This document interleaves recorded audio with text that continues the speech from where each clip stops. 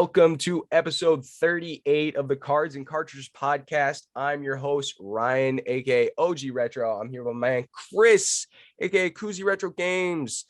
What up, dude? We're recording on an early Saturday morning for you guys. How you doing, bro? I know, this is weird. Normally it's like midday, end of day, drinking a beer, recording the podcast. I got a bottle of water next to me. Yeah, I haven't me even too. make a cup of coffee yet, but I'm on it's a good Saturday. espresso too. It's gonna be a busy Saturday. We have open skate with Becca's little cousin. He joined the hockey team, and then he's in the Christmas play at the church, and he's a sheep. And then tomorrow we have a Christmas party for her friends. What do you got going on this weekend?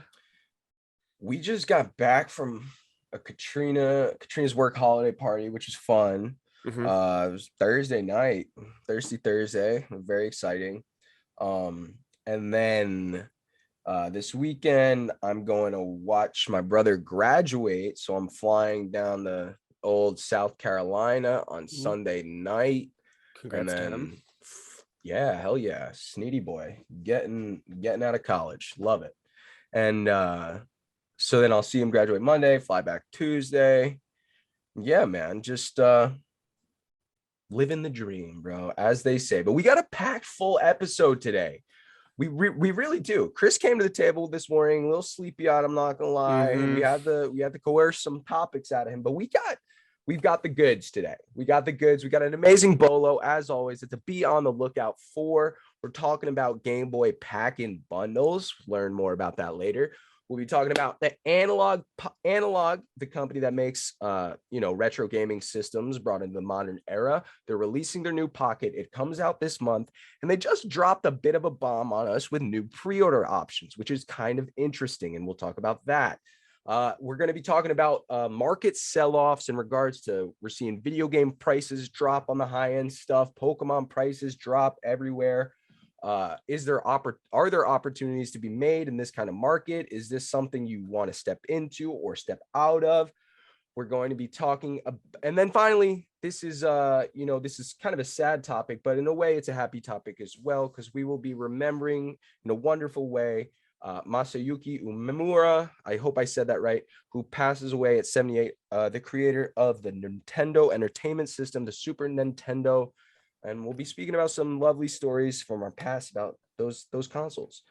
Chris, run us through the bolo. Game Boy pack-in bundles. What even is a pack-in bundle?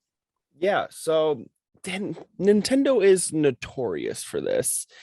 It's a pack-in bundle. There's not much more you can say. I took it as like a collaboration between like Nintendo and another company. That's how I see some pack-in bundles, and Ryan could see it a different way. But for example, there is a Tommy Hilfiger edition Game Boy Color, which is so sweet. It's basically just a yellow Game Boy Color, and then in between, like the right on the D-pad and the B button, is a Tommy Hilfiger logo. It's Hilfiger. There's no N. It's not a finger. Oh, Tommy Hilfiger bundle, console. Yeah, that whole thing again. And I'm not arguing about the semantics, but I'm not arguing. That's more of a collaboration. Yeah. Whereas a pack-in bundle is literally where they pack in something extra, like a game. Like usually a pack-in bundle is a game and in the console. There's one I just looked up on console variations. It's a lime green Game Boy Color with Pokemon Crystal included. That's a good example of a pack-in bundle. There we go.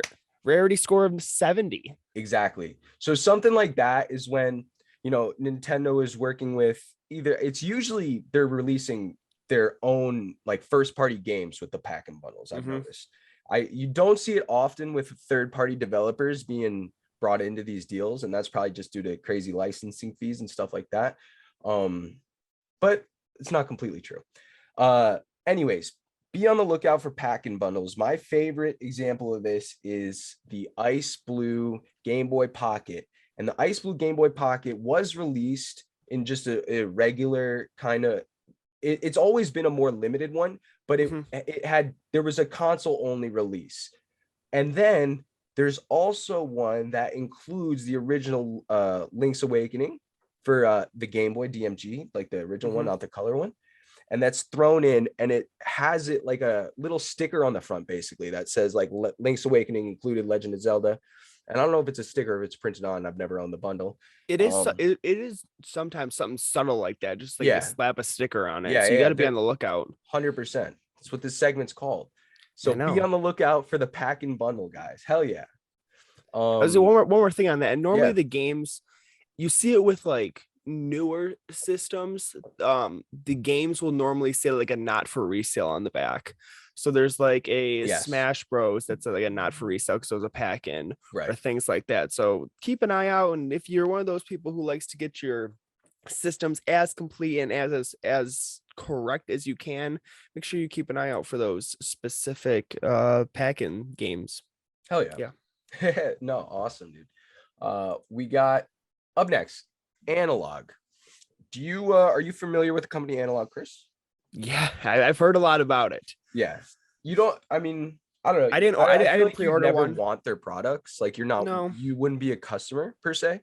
No, I think it's basically, isn't it like a higher quality retro?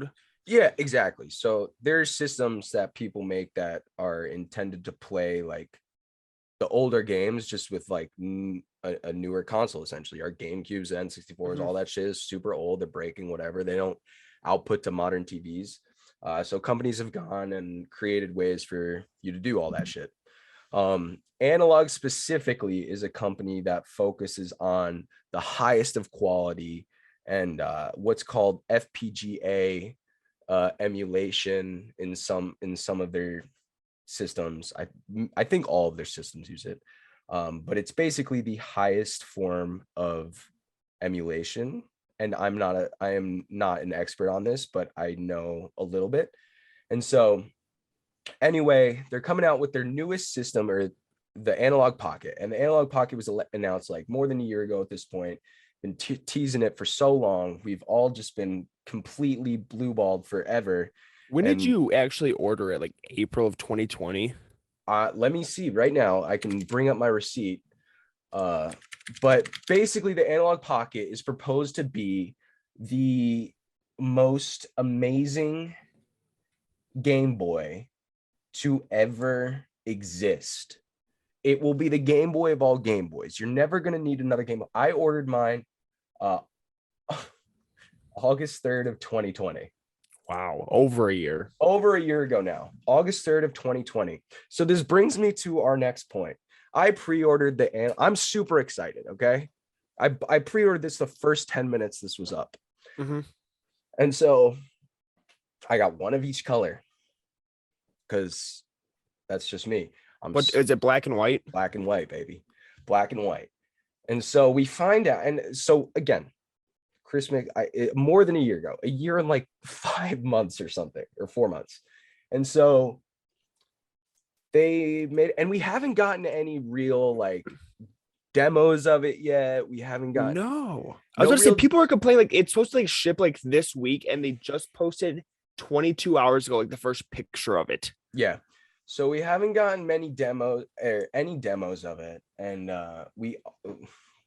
it's supposed to ship December 13th, most of them, or 14th at 8 a.m. Oh, no, 13th.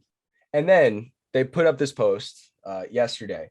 Pocket will be available to purchase on December 14th at 8 a.m. PST. It is our goal for everyone who wants a Pocket to be able to secure an order. To accomplish this in the context of a global pandemic, we are implementing a fulfillment protocol. Fulfillment groups will be assigned on a first come, first served basis. And then they go on to list Group A, Q1 of 2022. So they just opened up pre-orders to ship in Q1 of 22. So that can, Q1 of 2022 lasts a couple months. So that can mean a lot. But then what's interesting to me, they take the gap between the next fulfillment, it goes to Q4 2022. So there's 6 months, 8 months in between those. And then Group C doesn't even have a Q. It's just 2023. It might get to you in 2023. So is it like You can purchase it on December 14th at 8 a.m. and you may get it Q1 2022, Q4 2020, or Q3 or 2023. That's what it seems like. First come, first basis. That's what I know. First come, first serve to mean. So yeah. At first I was a little bit salty about this, but like now explaining on the air, like this is so dumb in my mind. Like, first of all, was it a Kickstarter when you no, purchased it? Because normally you see this type of stuff where you like throw money at Analogue's, something and you don't get it for years because it's a Kickstarter. Yeah, Analogue's past the point of Kickstarter phases, I feel like. But this was so the reason I was salty at first was because it felt like I had given Analogue $500. I said an interest-free loan, which is exactly what it is. I gave them 500 each or total. So my order was 500. Yeah. No, 200 each retail. But there's another good point about this. Remember that they were 200 retail at the time I was buying them. At the time I bought them. But my feeling was like, why are they opening up orders the day they're shipping the pre-orders we put in? Like, I guess I guess they have to open. It just made me feel a little salty, like I had given them money for this whole time when they're gonna open up orders the day they ship. Like it just felt a little weird. But now seeing how far out these next group of orders are actually going to be, it's not really like that. And then they increase the price too. So Analogue themselves increased the price to $220. The consoles were 200. They're increase of price. They're blaming that on the global pandemic as well, and increase of just everything. You see the news stories about chicken tenders could go extinct because of the globe. I love chicken tenders. Yeah, tendies can't go extinct. That'd be lame. No. I had some lovely like Tyson honey barbecue tendies I threw in the air fryer yesterday. I put them in the air fryer and they were like honey barbecue already, took them out and just doused in hot sauce. And it was like a spicy honey barbecue. It was really fucking good. But global pandemic and Analogue, they're blaming it on it. And so someone was saying this is like, someone was, my man BB Retro was saying that, I love BB, and this is not a shot at him. He knows this, but he was saying, because we had the discussion, he was saying this is going to affect scalpers a bunch, because like scalpers are trying to sell these things on eBay for like $1,000 already, $1,500 per. And yes, but no.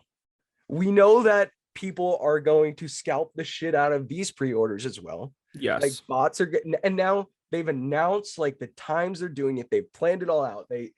They've created, it's not even an artificial shortage. They've laid out how short they are on products given the 8-month window between their delivery schedule. Like they showed the scalpers the perfect opportunity of when they're going to be able to sell these things. Yeah. Like they're going to be like, oh, I need to get a bot to buy these things so I have the Q1 orders, and then I have 8 months to just sit on it and just fucking sell this shit.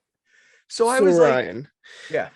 Normally when you get fired up or angry about something, usually on Instagram where I can check the comments, there's people who agree with you. Normally there's some hateful comments also. I'm reading through the comments on the Analogue Instagram post and they're mostly positive. People are happy about this. But why? I know. Yeah. People are like, the majority of people are like, hell yeah, now I can get one. And which I can see that being a good thing, but you would think, I agree with you. You paid for this thing a year and 5 months ago, quote unquote, interest-free loan. There's something to be salty about. Yeah. And no, I just, when you first purchased it, did you know it was going to take this long? No, it's been pushed back many times now. Oh, yeah. That's a whole other thing. Like we've just been okay with it because it's like, apparently it's going to be such a good product. Like if it comes out and flops, bro, shit is fucked. But given their track records in making amazing products, I don't see that happening. You know, they haven't made a bad product, I don't think. But like my thing is it just seemed like a little bit of a slap in the face. But also, in my story, I also said, like, I do want everyone to have a chance at getting this device. I just don't think it's going to solve that problem. No, and you do want everybody to get one, but it was still a slap in the face. Like you put in the work and the money to get a pre-sale, and now it's just Yeah, like shipping pre-sales, bang, they're back open. And yeah. like you know, you're not going to get them potentially until 2023. So people could be waiting the same time you waited. That's But that's there the is a thing. slap in the face there. That's the thing. When you really step back and think about it, I am gonna get it first. Like apparently they're doing 2-day shipping to everyone that pre-ordered it. I just That's read nice. that in a comment. So maybe I'll have it the 15th. Bro, I'll cry. No, there's accessories for it too, aren't there? Yeah. So they released, like, I bought maybe 2 of the accessories. They released a dock for it as well. So just they advertise it the same way you can plug in your Switch to like a TV, HDMI. You can plug in this Game Boy, this Pocket to a dock, and then it'll output to the screen. And then you can use any Bluetooth controller, like Oh, any wireless controller. So it works with, I mean, a lot of different ones, and just play like your game right on the TV, like whatever. There's like Game Gear adapters. You're gonna be able to play every single handheld device. Like it's not only a Game Boy, yeah, any Sega console, Sega system handheld as well. Like you can play on the Analog Pocket, and so it's like it's a really insane device. They're that's advertised to awesome. be and the screen, to give you reference, is like it's like a 4 or a 2K screen, like in a Game Boy Pocket size. Like it's like the best screen you could possibly have ever thought of using for a device this size is used for it. That's So so cool. it's going to be amazing. I really hope. And I got the dock, and I think I got like a screen protector, and maybe that's it. Now, But did you buy black and white to like play one and keep one sealed, or I truly, I bought black and white, and this is going to sound kind of privileged, but it's just like I bought black and white because I didn't know which one I didn't know what color I want more. yeah, Like, and I wanted to take dope pictures. I'm yeah, gonna open both of them. Because reminder, the resale value on these isn't gonna go down. Like, no, yes, maybe you won't be getting $1,000. Maybe the scalpers won't be getting $1,000 for each one. are they But selling for 1,000? check what they're selling for right now. Yeah, But they're definitely, and I didn't buy it to resell, but I'm going to resell it at market prices. And if that benefits me, it is what it is. But I bought 2 because truthfully, I didn't know which one I wanted to keep. you weren't lying about every single listing I've seen so far is over $1,000. Yeah. Asking, let me go to Yeah. sold. December 11th, black plus dock, $898. There you go. Analog Pocket TV dock bundle guaranteed Christmas read pre-sale, Yep. $949. Yep. Analog Pocket hand. Okay, there's only been one like, But wait till they're sold. in hand. Wait till they're in hand, bro. yeah. There's people are There's certain like you can't like sell like pre-orders. yeah, on you're not eBay. supposed to be able to do that, which is good. You shouldn't be able to do that. 10 listed, 7 sold. Yeah, it's I applaud Analog for, like I said, I want everyone to be able to get one of these things at retail for what they're selling them for, because like it's going to be an amazing product. Yeah, It's going to be amazing. It's a nice little flip though, 200 to $1,000. Yeah. Look, I'm trying to buy a house, guys. Houses are expensive.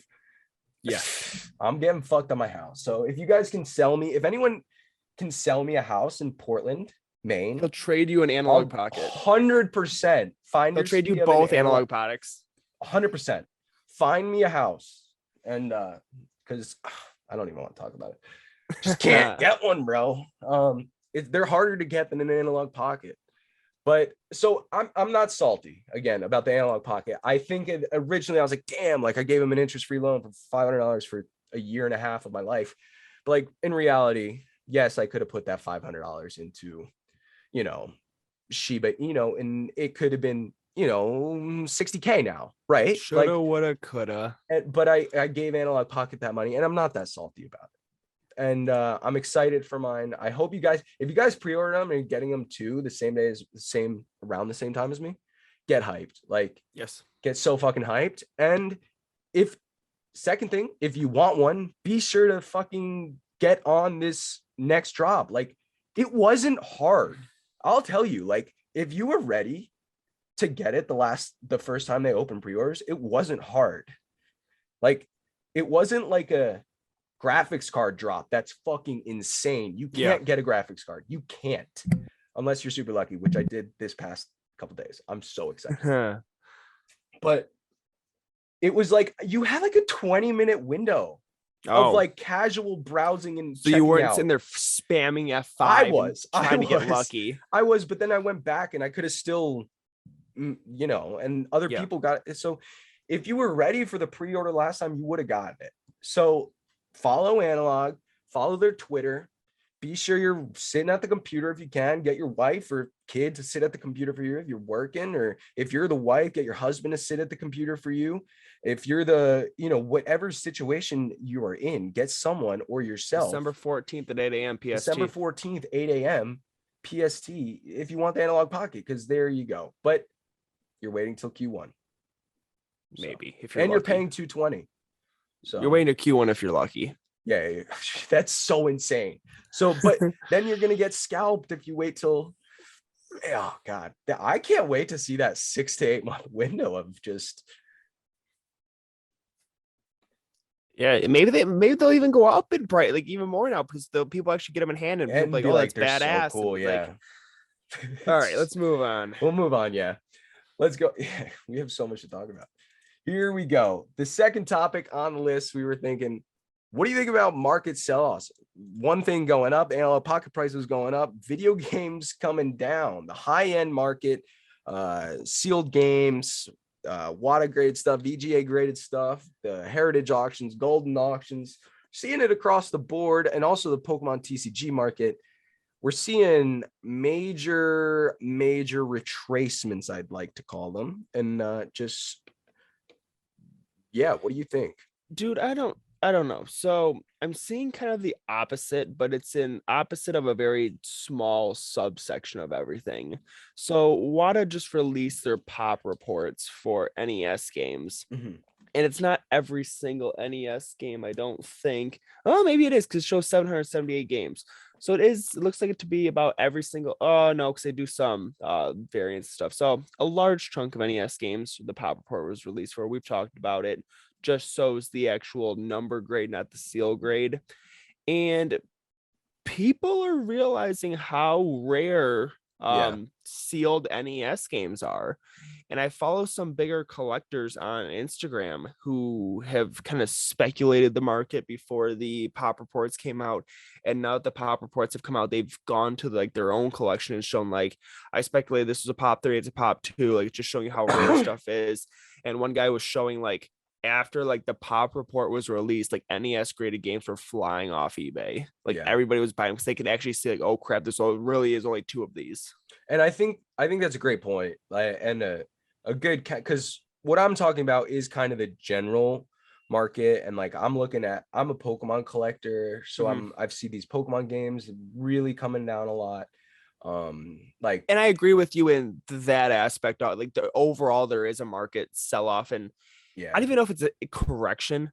Yeah, it's probably just more of a correction, but I just wanted to point that out first, that like once like we've had pop reports for cards forever, so you know what you're buying. With these video games, there is no pop report. So I think once people start to realize how rare something actually is, it's going to go up. I think that's true. I think maybe that'll happen with the games that are selling for cheap right now, or quote unquote cheap, you know. And I think too, it's a lot of the slightly lower, there's 2 tiers or many tiers actually, right? But the highest echelon of like graded games is like really like that 9.6, 9.8 A plus and up. Like, and it kind of shifts it into a whole new category of like prices and just collector type investor. I apologize if you can hear beeping in the background. It's some weird truck that's just been beeping up and down the street the whole day. Is it trash day? I don't know. It might be. No, shouldn't be. But then there's like the 9.0 to like 9.4s that I think are just taking big hits.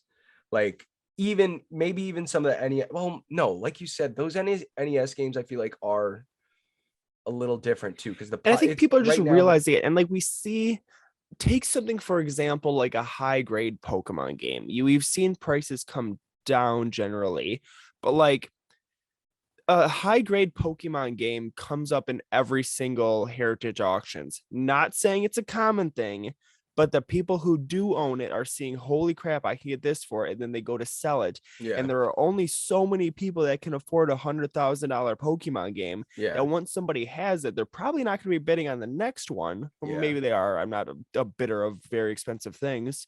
But so the price is generally going to go down. But you also got to think, once those few copies get into the hands of the people that are going to hold them, Yeah. there's like, fucking economics is crazy, and that's why I failed it a couple times in college. Because there's so many factors that influence this stuff that I think it's hard to just say like we are doing the most extreme form of like speculation right now, and we're not experts, but it's just an interesting conversation is kind of what I'm getting at. It's like you have to see like what's actually rare. Like some of these like NES games like Snow Brothers, Zombie Nation, Panic Restaurant, things that like are actually rare. Like even stuff like, what about stadium events? let me give me what's it. So like something like Color a Dinosaur. There is only 5 graded copies of Color a Dinosaur. And I've heard that one's just like a rare one in general because it's a game where you color dinosaurs, so it's made for kids. So like you give this kid this game on Christmas and the kid just rips it to shreds to go play the game. Like nobody kept Color Dinosaur sealed. That makes sense. Let me look up stadium events. I don't even STAD stadium series. No, stadium events, family fun. There are 3 graded copies of stadium events. There is a 9.0, a 9.2, and a 9.4. And That's insane. There are overall 778 NES games they list. There is no 10s. Does WADA even give 10s though? I saw one time. That's insane. Somebody had a WADA graded 10, Zelda on the Wii U. That's wild. That's the only one I've seen that once, and I've seen a VGA 100 Paper Mario on 3DS. I've seen VGA hundreds before. And I think how you'd have to send, I think, a sealed case to them and let them take it out of the case. Yeah. Like a truly uncirculated game could possibly be perfect. And even then, it's like the artwork could be shifted from the factory, exactly. or there's a scratch on it from the machine. Like it's not impossible. It's nearly impossible. So I guess back to the original question that you were asking, are you taking advantage? Is there anything that you're kind of looking to buy at this time? Yes, I want to focus. Like I'm trying to buy a house, so I really don't have a lot of like fun money right now, or like money to invest in like this kind of stuff. I'm trying to invest in other real estate, kind of, and my family. But like, I would say I am looking for deals on select Pokemon stuff, and that being like big WotC collections. I would put a lot of money into big WotC collections right now, like singles, or like if someone had like a bunch of CGC stuff they got back that was WotC high grade stuff and they wanted to make a bulk deal, like something like that.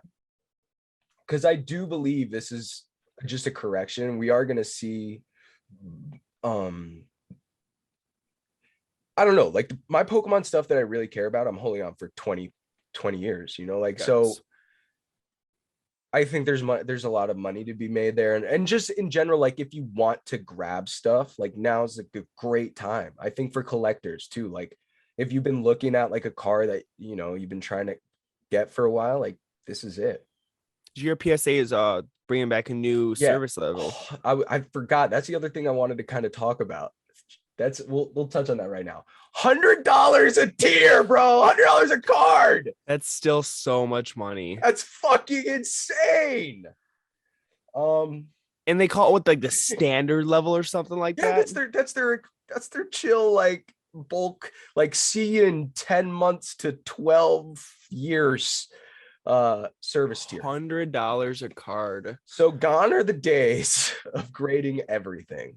I think, at least that PSA. bro, I don't know. I think that is just exorbitant. I think that's just And is that robbery. going to cause prices to go up because there's going to Yes. be less things graded? And Yes. if people still want the PSA label, they're going to have to pay for it. And then the resale is going to be crazy on it. I guess so. That's something that's definitely going to play out in due time. I think PSA still, PSA still commands like crazy high prices, some of the highest. BGS 10s command high prices, BGS 95s command high prices.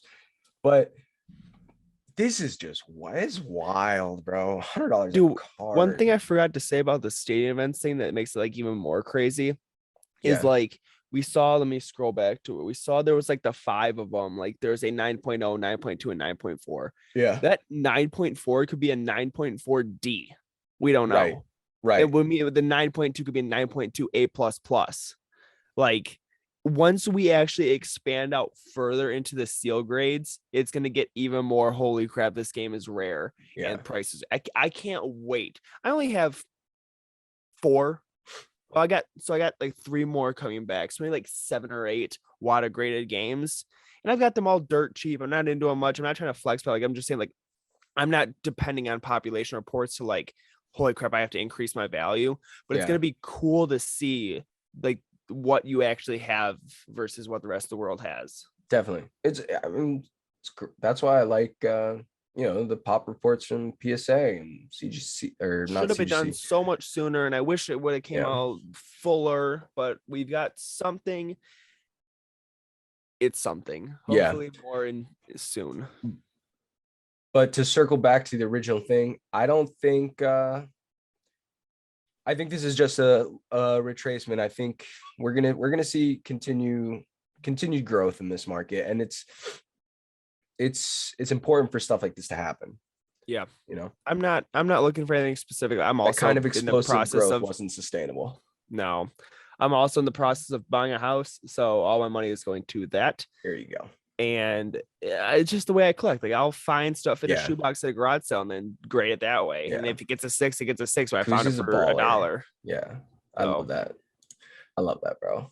All right, and finally, today we wanted to offer some stories as a sign of respect for the passing of Masayuki Uemura, who was the creator of the Nintendo Entertainment System and the Super Nintendo, and many of our memories. Chris, did you have any? I know we both weren't alive when when these systems came out, but I definitely have an early story of the Super Nintendo. What about you? Yes, yeah, like I said, I wasn't alive either, and even like my dad wasn't like a huge gamer, and I'm the first of like I'm the first of 3 kids, so like there wasn't like an older brother to hand me the stuff down. And my dad wasn't a huge gamer. That's probably the most we have in common. Yeah. One of 3, first child, dad wasn't a gamer. Yeah. Look at us, best friends. And like we was cleaning my basement and I came across a Super Nintendo game like recently, within the last couple months. I'm like, Mom, why the hell is there like a Super Nintendo game down here? She's like, oh, I bought a Super Nintendo at like a garage sale when you were really young, and then you didn't play it because you were too young, and then like we just resold it at another garage sale. This must have been just laying around. Yeah. Damn. So I guess I had a Super Nintendo at one point when I was like 2. Yeah. I never had a Super Nintendo, but I remember playing Super Nintendo. Super Nintendo was probably one of the first video games I played a decent amount of, because my pediatric dentist, when I was like, I don't know, 4. Yeah. So still in the 90s, had a Super Nintendo set up in the waiting room, but it was like a Super Nintendo built into like a kiosk thing. It was really sick. It was like a homemade kiosk just by having like some plexiglass or something. It might have been, but it was like well done. It might have been like a third party. I don't know. It was really dope. Like, and I played Donkey Kong Country on that for the Super Nintendo, and it was like, that was it. I was like so hooked. That game was so good, and I would want to go to the dentist just for that. Man, my dentist just had a TV where they like played like movies on it, like in the waiting room. Yeah. And then when you got back there, they had like the little treasure chest games, bro. Like No, they had the handheld games where it's like Solitaire or Connect 4, things like that. Yeah, I remember. I still go to the pediatric dentist. Somehow that doesn't surprise me, bro. My mom works there, so it's really easy. All right, that's fair. That's fair. That's slightly more fair. Like I texted her on Monday and I was like, hey, I need to get in before the end of the year. And she's like, hey, we had a cancellation at 2. Can you come in today? And I was like, yeah. Chris, I'm just picturing Chris like Buddy the Elf, like walking through the I feel like every so little chair. Yeah, there's so many little kids in there, and there's like these tiny little. You got the Lego table there. Chairs, fish tank. I knew there was a fish tank, and you're just in the counters are slightly lower, so the kids can over them, and Chris is just tap. They're asking me if I want like bubble gum or peppermint, and I'm like, no, get to choose out the treasure chest when you're done. Give me my little bag. Oh yeah, that's super cute, dude. That's super. They give you a kid's toothbrush, and it kind of works, but you just want to make it. You just get the. Hell yeah, dude. That's sick. Did you ever play the NES growing up? Get off me and the pediatric dentist. Joe, that was a great story. But NES growing up, no, I don't think I. No, maybe. No, I did. My friend had an older brother. Yeah. Who and I guess maybe a dad who was into it at one point. They had, and I think about it sometimes, they had an incredible NES collection. When they were like, it was like one of those old DVD tower type things. Yeah. And it would spin, and it was NES games from like, 4 feet down, 4 feet top to bottom, spinning around. So we're like probably 100 carts, right? Like 100 loose carts. Yeah. And wow. That's a lot for just like a dad and son having an exactly, NES. Bro. And I never saw any of the boxes or anything, but now like I always like, okay, this is a good topic. Do you ever like think about like shit your friends had and wonder where it's at now? Yeah, like it makes you almost want to like text them. Like, I know. Hey, like, remember back in the day? Do I want to like they had the expensive stuff. Oh, that's why I just like post on my personal Facebook. Hey, I'm looking for games and hoping like that one buddy was like, oh, I had this. Remember we used to play it? You could just have it. But we played, out of all the hundreds of games, I think this is actually good. We played Duck Hunt, and I remember playing Duck Hunt a couple of times on the NES. With the homie. Yeah, and it was like you probably had fucking Little Samson in there, probably had Contra, like the Contra Force, like fucking rare ass games. I remember him having Zeldas in there, like a gold carts. Like, whoa, that's so cool. It's a gold cart. And yeah, man. So I did play NES when I was a kid, actually. And I didn't even know what an NES was. Like before I started collecting, I had no idea what an NES was. Just I wasn't exposed to it. Yeah. And then now I like NES. Going through my collection spreadsheet real quick, I've got 56 NES games. Hell yeah. Some of my, I guess, top 5. Ooh, I've got a good one, so I can tell you a story about that. So I got Snow Brothers loose. I've got Castlevania Complete in Box, Mighty Final Fight loose. Bomberman 2's gone up a lot. That's loose. Yeah. But I think one of the favorite things I have in my NES collection, I have the Miracle Piano Complete in Box. That's rad. Yeah. It's so sweet. I got it on Facebook Marketplace from some lady by school, showed up, met her at an Ace Hardware, and she pulls out this it's huge. Yeah, it's big. It's a keyboard. It's an entire you keyboard. Learn to play piano on your NES. Yeah. And it's got the whole like chords that connect have you tried your it? NES. Yes. Have you learned we hooked it up? No, I do. Like the day I got it, we like hooked up and like you're musically inclined though. Yeah, I am. So you should learn how to play piano. I could. Do you know? No, I don't know how to play piano. You don't. So you could totally learn how to play piano through the NES, bro. You should do that. We've been going off topic so much. I'm gonna do it one more time. But I saw Chris Jansen in concert on Thursday. Chris Hansen. That's a different type of thing. Jansen. He's a country music singer. That's a shame of a name for that guy, honestly. He rocked out, dude. Oh yeah. He sang guitar. Oh, he rocked the harmonica. Like that's badass. Jammed on the harmonica. Can appreciate that. I think that's piano. Dope. And then to end the show, he was playing Metallica on the drums. Hell yeah. Like he just rocked out. Good for him, bro. So just let that inspire you. Yeah, I gotta break out the old saxophone and get back into the swing of things, and then I'll learn the piano. Hell yeah. The harmonica's cool. Yeah, harmonica's badass. I can't do that, but it's badass. And they had this one guy playing a violin that was just rocking out on the violin. Violin in a rock setting is It's incredible. Yeah, but the Miracle Piano is so sweet, and I even have the original shipping box that came in from J.C. Penney when the woman ordered it. That's so cool. I love little things like that. It like my dad tried to throw it out like 3 times. It just looks like a normal brown box, but it's got a shipping label that says J.C. Penney Miracle Piano. I'm like, stop throwing this out. Yeah. And then you just find it at the end of the driveway. I found it at the side of the house like 3 times. Still be cleaning out the basement. It's just why is this brown box here? That's funny. And then for the Super Nintendo, I have 61 games for the Super Nintendo, and I've got some really nice stuff. Lufia 2 complete in box, Final Fantasy 3 complete in box, Final Fantasy 2 complete in box, Castlevania 4 complete in box is a Roman numeral, but I got that Roman numeral that time. Chrono That's Trigger one I would actually add to my collection is Castlevania. That's one of the games that I fucking love. I was literally thinking about replaying it today. Like I was on the toilet this morning. I was like, I kind of want to play. I saw someone beat it on Instagram. Someone just beat it. Maybe it was my Retro Bones. Shout out you if it was you. If not, I fucked up. Yeah. But someone beat Castlevania 4. They like replayed it and like for the year. And I was like, I need to replay Castlevania 4. It's so sick. And I like playing. Sometimes it's nice to just sit down and play one of like the first original simple systems. Like you put the game, it loads right away, and you get 2 buttons. And it doesn't take a lot of thinking. Retro gaming. There's no updates. There's no connecting to the internet. It's like you and the fucking console, that cartridge, and that controller. It's a little bit poetic and magical. And I've beaten Snow Bros on the NES a couple times. That's a fun game.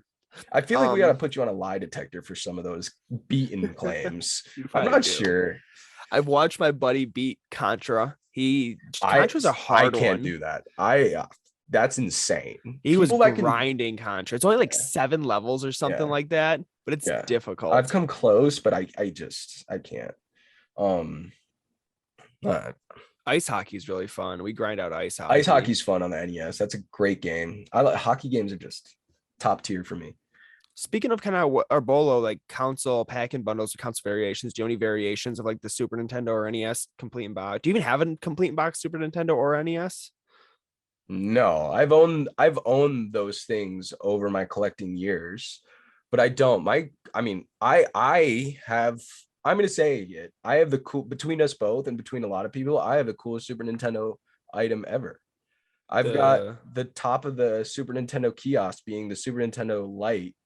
That is from an original kiosk. That's badass. So cool. One of I mean, not one of a kind, but it is. You've had a lot of weird kiosks.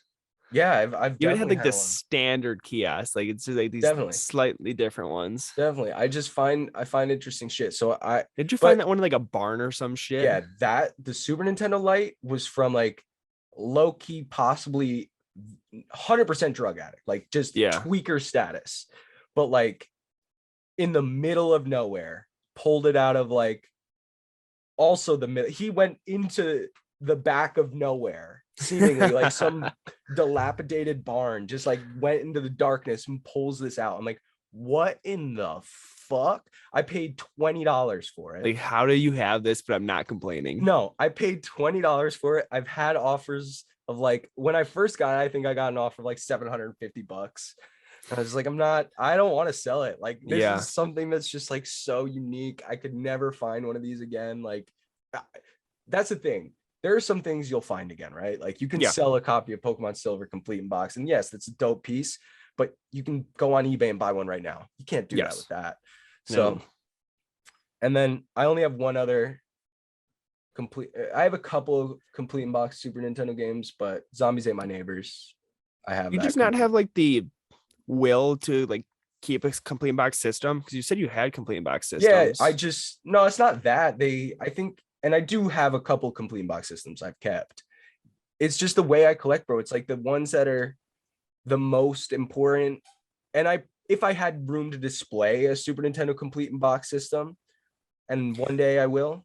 Do you think once you get your house, you have an actual dedicated space, you'll kind of, this is something for me too. Like once you get a house, will you change your collecting ways? You think for you'll realize you have more room, and maybe I'll realize I have too much stuff. Yeah, but I think that's an interesting topic for. I've done a good job where it's like real quick. It's like there are so many different like NES variations. Yeah, and like I found the different system variations, but I've only kept one. Like I don't have the room to keep every single variation of every single system. Yeah, I definitely, I know I will never do that. Yeah. But like I could see, because right now I have an N64 CIB I got, and it's unique stuff, dude. It has the date, the launch date on the back, Oh, that's original cool. receipt still attached from the launch of the N64. So So like that's sweet. why I will not sell that. Like I'm not gonna sell that box. Mm-hmm. Whereas like the other shit just didn't mean as much to me. Like I've had Super Nintendo boxes, I've had NES action sets, challenge sets, Rob sets, and And how did I keep the Rob I set? should have maybe kept the Rob set, thinking back to it. But again, it takes up so much room, and like Yeah.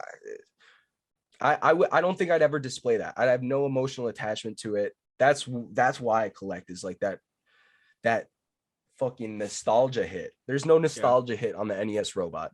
Yeah. And It's just for other for me, people, I'd be like, this is cool. I'm keeping yeah. it. But I also find joy in getting that nostalgia hit to other people, I guess. So like if someone can get that sweet hit of nostalgia off something I have, That's a good feeling. there you go. Like I'm all about it.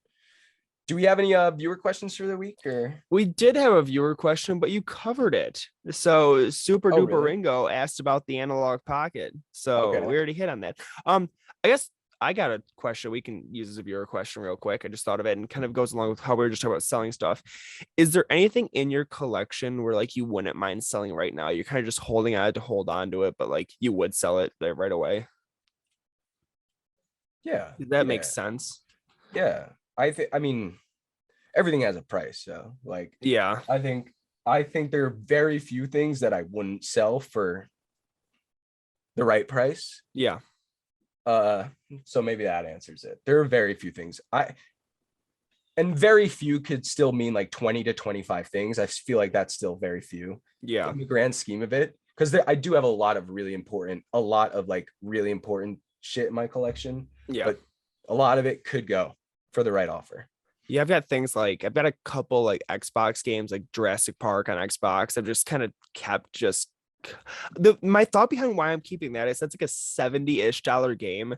And if I like see a game at a store that's like $70-ish, I'm like, I want this, but I don't buy games. I'll buy that, then sell the Xbox game just to kind of offset the cost. Yeah. And then stuff like some libraries where it's like Game Gear. I've got zero attachment to Game Gear and I don't have many games. My system probably doesn't even work. So like I would sell my Game Gear collection. Just, yeah. It'll be interesting to see when I get a house. Like, let's talk about that next podcast. Let's talk about when we move into our houses, what our collections are going to look like. I think that's a really interesting topic, and I think other people might have good insight to that. Guys, thank you for listening to episode 38 of the Cards and Cartridges podcast. Hope you enjoyed it. Give us that like and follow, subscription wherever you're watching us. Maybe leave a 5-star review on Apple Pods. Anything like that would be appreciated. Thank you, guys. Chris, I hope you have a great rest of your week. I gotta go hang Christmas lights on the roof. Oh God. Yeah. I was gonna say something, but it was kind of dark, so I'm not. It's also raining. Oh, it was raining. I think the sun's out now, but have a good day, bro. Peace. See ya.